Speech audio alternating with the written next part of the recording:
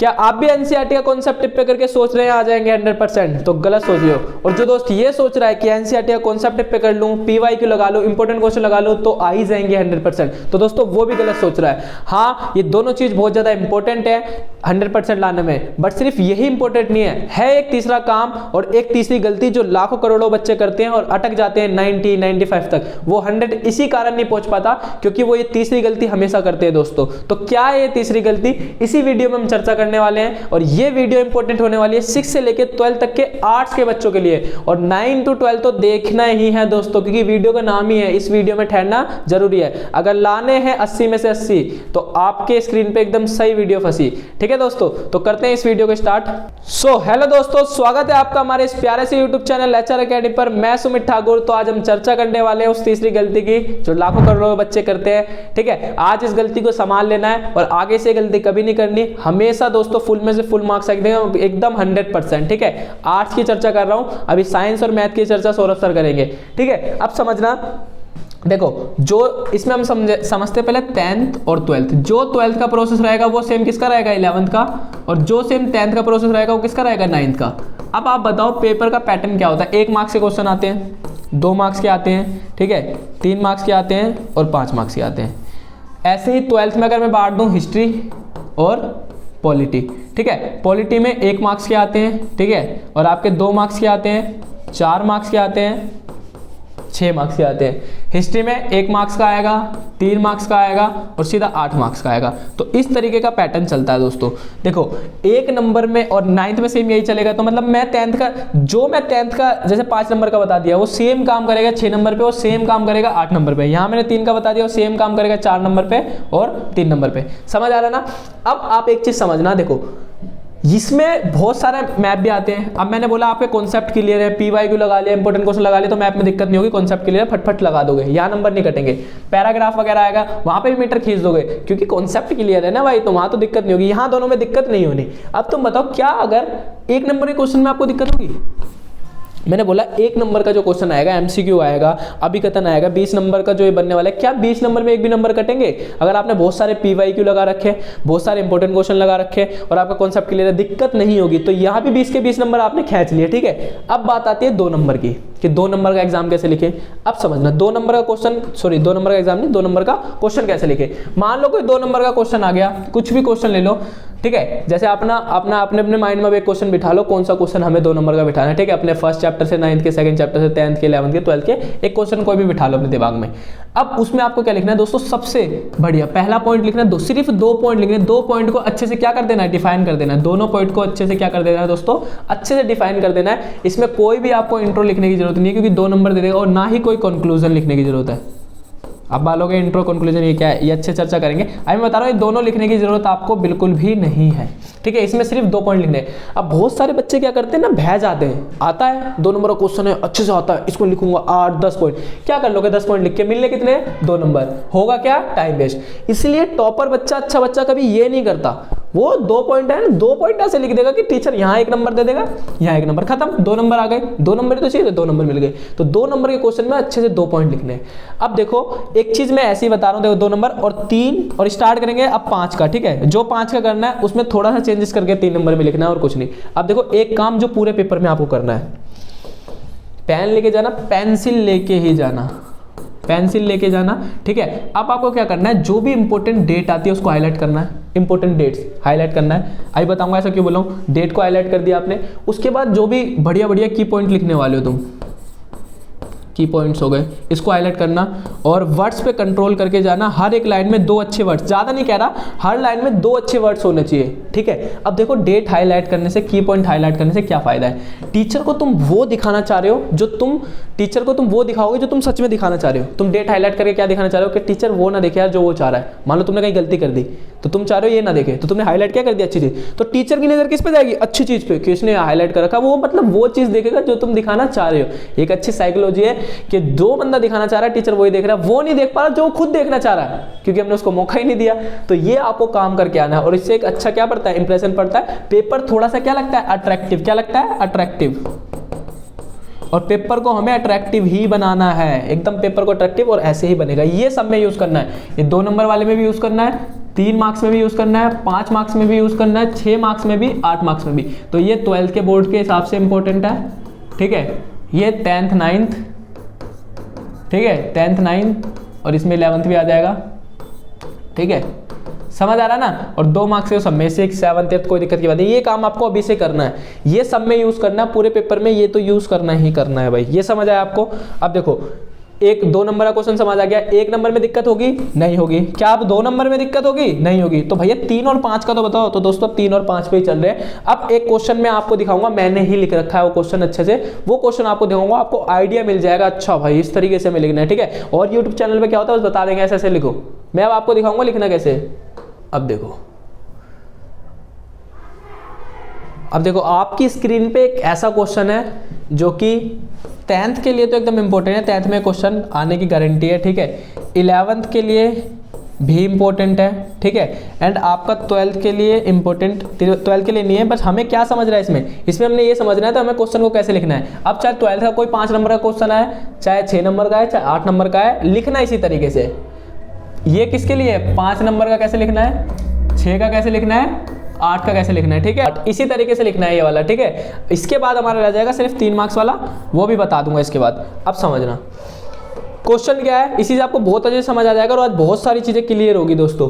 Question क्या है, 1952 के संवैधानिक संशोधन के द्वारा स्थानीय सरकार में क्या चेंज है। मतलब पहले लोकल गवर्नमेंट जो थी वो अच्छे से नहीं चलती थी, पर 1992 में ऐसे क्या अमेंडमेंट, ऐसे क्या चेंजेस करे गए संशोधन में कि लोकल गवर्नमेंट अच्छे से चलने लग गई। तो देखो सबसे पहले लिखते हैं इंट्रो। सबसे पहले क्या लिखते हैं? इंट्रो। मैंने सीधा पॉइंट स्टार्ट कर दिया? नहीं, मैंने सबसे पहले क्या लिखा? इंट्रो लिखा।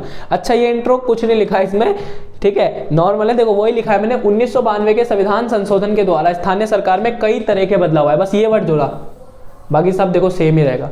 यहाँ पे आप कई तरह लिख लो या फिर निम्नलिखित लिख लो, चलेगा, ठीक है। अब देखो फर्स्ट पॉइंट मैंने क्या लिखा है, संवैधानिक दर्जा प्राप्त, ये मैंने शॉर्ट में लिखा है। आप लोग पता क्या करते हो, सीधा फर्स्ट पॉइंट स्टार्ट आप स्टार्ट करते हो। 1992 से पहले स्थानीय सरकार नियम कानून से कार्य नहीं करती थी। जब 1992 के बाद स्थानीय सरकार को संवैधानिक दर्जा मिला, उसके बाद नियम कानून से वो कार्य करने लगी। फर्स्ट पॉइंट आपको समझ आ गया कि 1992 से पहले भाई स्थानीय सरकार नियम कानून से काम नहीं करती थी, रूल रेगुलेशन काम नहीं करती थी, बट जैसे उसको संवैधानिक दर्जा मिला तो वो नियम कानून से काम होने लगे। अब मैं पहले पूरा 5 पॉइंट पढ़ के बताऊंगा, फिर आप बताना इसमें आपको क्या अलग चीज दिखी, ठीक है। दूसरा पॉइंट, नियमित अंतराल, ठीक है, रेगुलरली। चुनाव भी नियमित अंतराल में होने लगे, परंतु 1992 से पहले ऐसा नहीं होता था, ठीक है। एग्जाम्पल लिख दिया, एग्जाम्पल बहुत इंपॉर्टेंट होता है लिखना है। एग्जाम्पल, चुनाव पहले 5 ईयर में होते थे, नहीं अब होने लग गए। उपचुनाव होते थे 6 मंथ में, अब होने लग गए। स्थानीय सरकार में आरक्षण, कई प्रकार के आरक्षण की व्यवस्था की गई। महिलाओं को 1 आरक्षण दिया गया, SC ST को भी आरक्षण उपलब्ध कराया, ठीक है। तीसरा पॉइंट आपका। अब चलो चौथे पॉइंट की तरफ। चौथा पॉइंट बोला राज्य चुनाव आयोग, स्थानीय स्तर के चुनाव के लिए राज्य आपका चुनाव आयोग का गठन किया गया, ठीक है। चौथा पॉइंट। पांचवा पॉइंट बोल रहा है वित्तीय और कार्यों का लेन देन। मतलब क्या हुआ दोस्तों, यहाँ पैसे और काम की बात हो रही है, मतलब पैसे और काम का भी लेन देन किया गया। किसके बीच? राज्य सूची से 29 कार्यों को लेके किसको दे दिया गया, मतलब किसको ट्रांसफर कर दिया गया? लोकल गवर्नमेंट को। और राज्य सरकार के बजट से कुछ हिस्सा किसको दे गया? लोकल गवर्नमेंट को। अब बताओ इसमें आपको क्या नोटिस हो रहा है? 5 पॉइंट हो गए। इंट्रो देख लिया। कंक्लूजन में भी कुछ नहीं लिखा। कंक्लूजन में ये लिखा है कि उपरोक्त विवरण यानी अबव डिस्क्रिप्शन, उपरोक्त विवरण यानी जो ऊपर लिखे गए हैं, ठीक है। इससे हमें पता चलता है कि इसी तरह 1992 के बाद स्थानीय सरकार में बदलाव आए। इसमें क्या आपको दिखा? इसमें आपको एक चीज जरूर नोटिस हुई होगी कि यार जैसा टीचर चाह रहा है ना, हम उसको वैसा कंटेंट डिलीवर कर रहे हैं। जैसे कि उसको 35 रुपए हर कॉपी के मिलते हैं, तो वो क्या चाहता है? जल्दी से जल्दी मैं कॉपी चेक करूं। और जल्दी से जल्दी चेक करने का मतलब है जिसने बड़ा बड़ा लिखा है उसको 5 नंबर का तो 3 दे दिए, 8 नंबर का है तो 5 दे दिए, क्योंकि वो पढ़ नहीं सकता। तो भाई लोग तू मत पढ़, तू लॉन्ग नहीं पढ़ सकता ना, तो शॉर्ट में पढ़। इसमें अब तुम बताओ, आपको एक चीज नोटिस हो रही होगी, अब समझना एक चीज क्या नोटिस हो रही है दोस्त, वित्तीय और कार्यों का लेन देन। इस पूरी लाइन में क्या बताया गया? इस पूरी लाइन में यही बताया गया है कि राज्य सूची से 29 कार्य है, ठीक है। कार्यों का लेन देन किसको दिया गया भाई? कार्यों का लेन देन ही तो हो रहा है, राज्य सूची ने किसको दे दिया? लोकल गवर्नमेंट को। वित्तीय लेन देन भी तो हो रहा है, राज्य सूची से राज्य से कुछ पैसा किसको देगा? लोकल गवर्नमेंट को। तो मेन की पॉइंट की लाइन ये है दोस्तों, ये लाइन से पूरी लाइन समझ आ रही है। ऊपर वाला देख लो, राज्य चुनाव आयोग, इससे आपको समझ आ गया होगा। ये लाइन से पढ़ के समझ आ गया, स्थानीय स्तर के चुनाव के लिए राज्य चुनाव आयोग का गठन किया गया। मतलब ये सब पॉइंट्स में आप क्या करो, जब भी कोई बड़ा क्वेश्चन आता है 6 मार्क्स का, 8 मार्क्स का, तो टीचर के पास इतना टाइम नहीं है कि वो पढ़ेगा। आप क्या करो, उसमें पूरी लाइन में क्या एकदम ऐसी लाइन लग रही है कि इससे पूरी लाइन ही समझ आ जा रही है, तो उसको यहाँ लिख दिया। जिससे क्या होगा, इसको हाईलाइट कर दिया आपने, अब वो मान ही जाएगा, वो यही देखेगा, यही नंबर दे देगा, अच्छा ये सही बोल रहा है, और पढ़ेगा भी तो सही तो लिखा है, लॉन्ग में पढ़ना है तो लॉन्ग में पढ़ ले, शॉर्ट में पढ़ना है तो शॉर्ट में, मतलब उसको दोनों चीजें हम दे रहे हैं, उसको सेटिस्फाइड कर रहे हैं। वो शॉर्ट में चाह रहा है, उसके पास टाइम है ना, शॉर्ट में पढ़ ले, टाइम है ले लॉन्ग में पढ़ ले, मतलब हमारे नंबर कहीं भी कटने नहीं चाहिए, हम उसको हर तरीके से ओके रख के चलेंगे। और यहाँ भी कुछ खतरनाक लाइन है तो लिख दो, जैसे मान लो यहाँ पे 29 कार्य, अब आपको नॉलेज है यहाँ पे, इसको पेंसिल से अंडरलाइन कर दो, इतना आपने काम कर लेना, 8 के 8 नंबर देगा, नंबर ही नहीं काट सकता, 6 के 6 नंबर आएंगे, 5 के 5 नंबर आएंगे दोस्तों, कहीं भी आपको दिक्कत नहीं होगी, इतना आपको काम करना है दोस्तों, और कुछ नहीं। अब 3 मार्क्स वाला रह गया, 5 मार्क्स वाला आपको समझ आ गया होगा, अब 3 मार्क्स वाले में आप क्या कह रहे होगे, 3 मार्क्स वाले में आपको कुछ नहीं करना दोस्तों, जिस तरीके से 2 मार्क्स वाले में आपने 2 पॉइंट लिखे, 3 मार्क्स वाले में 3 पॉइंट लिखना है, बस उसमें इंट्रो को ऐड कर देना, किसको, इंट्रो को, कंक्लूजन मत लिखना, सिर्फ इंट्रो को ऐड कर देना, और इंट्रो आपको पता लग गया कैसे बनाना है, बस निम्नलिखित वर्ड को जोड़ना है, बाकी वही, कंक्लूजन पता लग गया, उपरोक्त विवरण को जोड़ना है, बाकी सब वही, समझ आ गया एकदम अच्छे तरीके से दोस्तों। 5 नंबर का क्वेश्चन कैसे लिखना है, चलो अब क्लियर करते चलते हैं, एंडिंग करते हैं, ठीक है वीडियो की। आपको एक चीज समझ आ गई, 1 नंबर के क्वेश्चन में बाबू हमारी गड़बड़ नहीं होगी, नॉलेज है तो ये होगा, मैथ में गड़बड़ नहीं होगा, हिस्ट्री में आ गया ये भी होगा, ड्रॉ, और आपने देखा होगा बस एक चीज पे और काम कर लेना, कभी कभार क्या होता है, एक जैसे आपने देखा होगा चित्र सा उठा के दे देते हैं कि इसमें से ढूंढो ये क्या कर रहे हैं, ठीक है ना, तो वो अच्छे से करके जाना, और यहाँ भी अगर नॉलेज है तो नहीं होगा, मतलब यहाँ तो गड़बड़ी नहीं हो रहा, यहाँ के तो मार्क्स फुल टू फुल मिल रहे हैं, फुल मिल रहे हैं एकदम, सबको मिलते हैं। और 1 नंबर का जो 20 मार्क्स वाला आता है, इसको भी 20 मार्क्स का जो आता है इसको भी फुल मिल रहे हैं। 2 मार्क्स वाला देखो होता जा रहा है क्लियर, यहाँ फुल से फुल मिल रहे हैं, यहाँ नंबर नहीं कटेंगे, 2 मार्क्स वाले में नंबर नहीं कटेंगे, हमने 2 पॉइंट अच्छे से लिखे, नंबर ही नहीं काट सकता, समझ आ रहा है, यहाँ भी फुल मार्क्स देगा। 3 मार्क्स वाले में नंबर कटेंगे, 5 मार्क्स वाले, यानी यहाँ 5 पे कट रहे हैं तो 11th और 12th में 6 और 8 वाले में कटेंगे। अब तो नहीं कटेंगे ना, अब तो सीख गए ना कैसे करना है, यहाँ भी नहीं कटेंगे। अब रह रहा है 3 मार्क्स वाला, तो इसमें कुछ नहीं, इंट्रो, ठीक है, फर्स्ट पॉइंट, सेकंड पॉइंट और थर्ड पॉइंट, समझ आ रहा है दोस्तों, intro, first point, second point और थर्ड पॉइंट। तो थोड़ा बाहर गाना बज रहा है, कोई दिक्कत की बात नहीं है, इतना आपको समझ आया। चलो दोस्तों अब एक चीज समझना, देखो कई बार क्या होता है, कुछ क्वेश्चन में ना फिगर वगैरह थोड़ी सी बनानी पड़ जाती है, थोड़ा सा डायग्राम वगैरह बनाने पड़ जाते हैं, जिससे पेपर और अट्रैक्टिव लगता है। और 1-2 डायग्राम, ज्यादा यूज नहीं करना हर क्वेश्चन में, नहीं 1-2 डायग्राम यूज कर दोगे ना तो पेपर मस्त हो जाएगा, तब चांसेस होते हैं एकदम 80 आउट ऑफ 80, समझ आ रहे हो। अब जैसे कि सोचो कैसा डायग्राम, ज्यादा खचपच नहीं, जैसे मान लो क्वेश्चन ये 10th में भी क्वेश्चन बना है कितनी बार, ठीक है, 11th क्लास में भी बना है और 12th में भी बना है, जैसे कि त्रिस्तरीय शक्तियों का विभाजन, जैसे आपने पढ़ा होगा, देखो 3 स्तरीय शक्तियों का विभाजन, ठीक है। त्रिस्तरीय शक्तियां किन की बात कर रहा है दोस्तों, ये बात कर रहा है राज्य सूची, संघ सूची और कॉन्करेंट लिस्ट यानी समवर्ती सूची। अब देखो इसमें किस तरीके से लिखना है, जैसे सबसे पहले क्वेश्चन आ गया, मान लो 3 नंबर का आ गया, कितने नंबर का आ गया, 3 का आ गया, लेकिन वहां ये 6 या 8 नंबर, 3 या 8 नंबर का क्वेश्चन बन जाता है, ठीक है, 12th क्लास की हिस्ट्री में पूछता है ये संविधान वाले चैप्टर से। देखो तो इसको किस तरीके से लिख दिया, विभाजन। अब इसको देखो डायग्राम किस तरीके से, ऐसे नॉर्मल बना देना बस, ये संघ सूची हो गया, ठीक है, इंग्लिश में भी लिख देना, कौन आपका संघ सूची को लिख देना यूनियन लिस्ट, ठीक है, राज्य सूची स्टेट लिस्ट, राज्य सूची स्टेट लिस्ट और समवर्ती सूची। अगर 3 का पूछे तो 3 ही लिखना, अगर पूछ शक्तियों का विभाजन तो 4 लिख देना, अवशिष्ट लिख देना, ठीक है, रेजिडुअल, अवशिष्ट,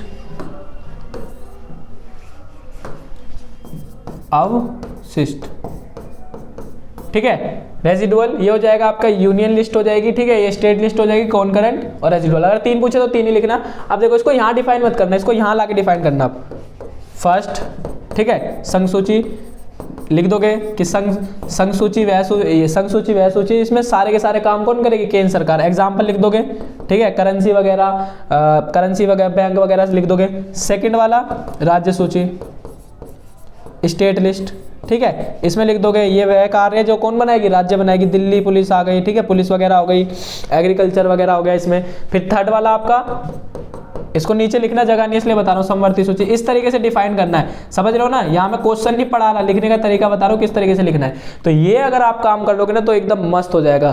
तो दोस्तों यहीं पे वीडियो को स्टॉप करते हैं, ठीक है, ज्यादा बड़ी वीडियो नहीं है, आराम से पूरी वीडियो देखना, ठहर ठहर के एक एक वर्ड को ध्यान से सुनना, ठीक है, क्या बोला गया और उस पर अच्छे से काम करना, पक्का आपके एकदम 100 में 100 मार्क्स आएंगे, ये आपको खुद फील हो गया होगा आप, ठीक है। मुझे अब ज़्यादा बोलने की जरूरत नहीं है, मिलेंगे अपने नेक्स्ट वीडियो में। अब 10 मिनट में सारे चैप्टर खत्म करवाऊंगा, ठीक है, 10th के, 9th के, 12th के। चलो नेक्स्ट वीडियो मिलेंगे, थैंक यू।